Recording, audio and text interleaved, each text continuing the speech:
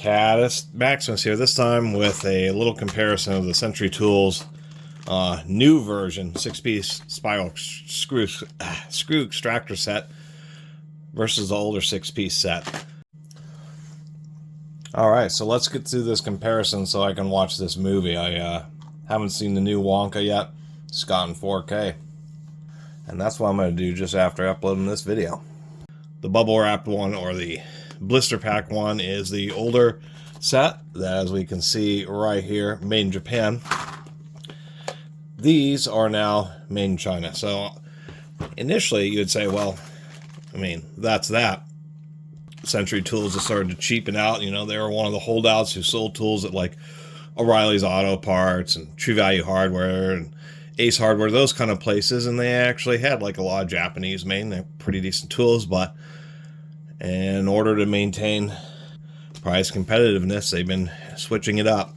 What I find interesting is the Chinese ones are using significantly more expensive packaging. Japanese ones, just a blister pack. Chinese ones actually is this kind of hard plastic indexing case with a little flip up. I think that's kind of neat. The thing about screw extractors is it's not the easiest thing to design them, because they have to be hard to bite into the fasteners, but they can't be too hard because they'll also want to snap and break off. And it's difficult to try to harden something like flutes on a small round object. You can like harden the end, but of course right at the transition areas where it would want to break off. So it's a challenge of just getting just the right heat treatment and just the right material. So we'll take a look at the number 6s here. These are like 20, or I think $22, something like that. They were a pretty good price. Got the number 6s here. So as I was holding them side by side, we can actually see that the Chinese ones are shorter. There's physically less material in them. And we can see that, and you can see right here in the camera, there's just a slight more deeper gray on the Japanese ones, and just a little bit shinier on the Chinese ones. It's, you know, and you would have to do a lot of testing to figure out which one of these is really the best. Of course, I would suspect the Japanese ones would be either higher grade steel or better heat treatment, but that might not entirely be true. The reason being, they may be getting tools from Japan, but because it's considered a more premium country to get tools, and particularly steel items from, that premium just goes to made in Japan, where this grade of the steel itself is not really any better than the Chinese ones. Of course, the Chinese ones, you have less pedigree for the country of manufacture and overall quality, but you know, it's up to the customer to demand a particular grade of steel. We can see on the Japanese one, and this is what I was saying, as I was looking at the like shanks, they just seem a little bit smoother on the Chinese ones, but it is laser etched, which is a little cheaper than doing a roll stamp.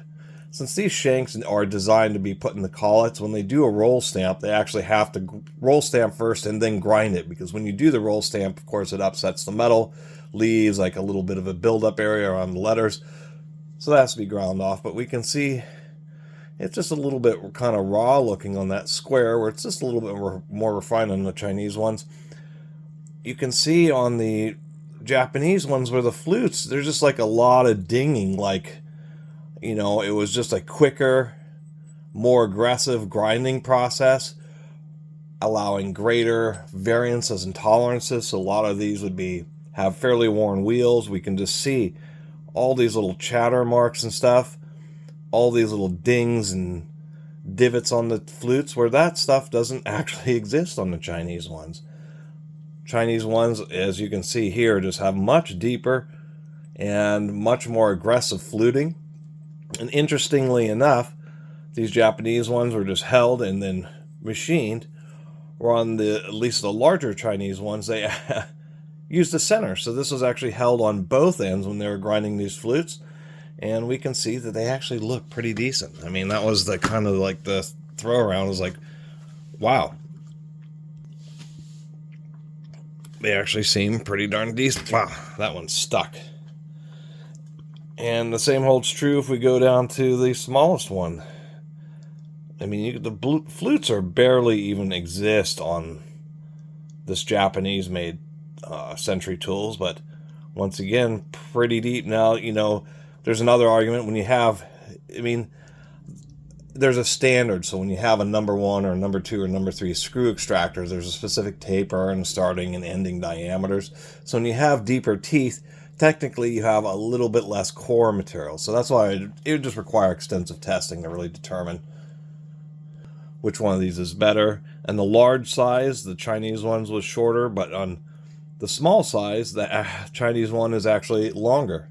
Same thing holds up for the end here, where it just looks a little bit just cheaper, surprisingly enough. So anyway, that was the whole point of this video. Notice that Century Tools came out with a new set of screw extractors. These are the type of things that just get broken because you're trying to extract bolts. Big number 6s you're trying to use on big bolts, and half the time, even if you are able to extract it, once you do get the extractor back out of the end of the bolt, it's really chewed up the flutes, and so they're a wear item. They're not like sockets, so you get years and years of use out of your extractor. You get only so many uses out of a screw extractor.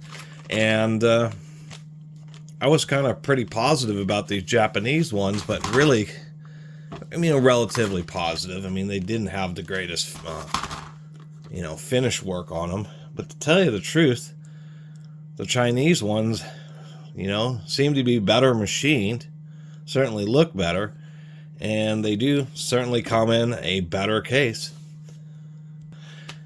And probably the long and short of it is getting ones in this grade of manufacturing quality in this case probably would have been $40 out of Japan, so they just said, you know, we'll choose a new supplier. But anyway, a little bit of sadness to see that even Century Tools, which has long been a holdout, is now moving production to China as well. Anyway, thanks for watching.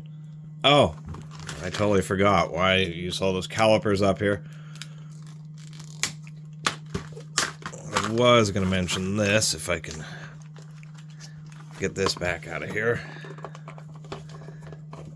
Well, that case does hold shut, although it'll probably just shatter the first time you drop it.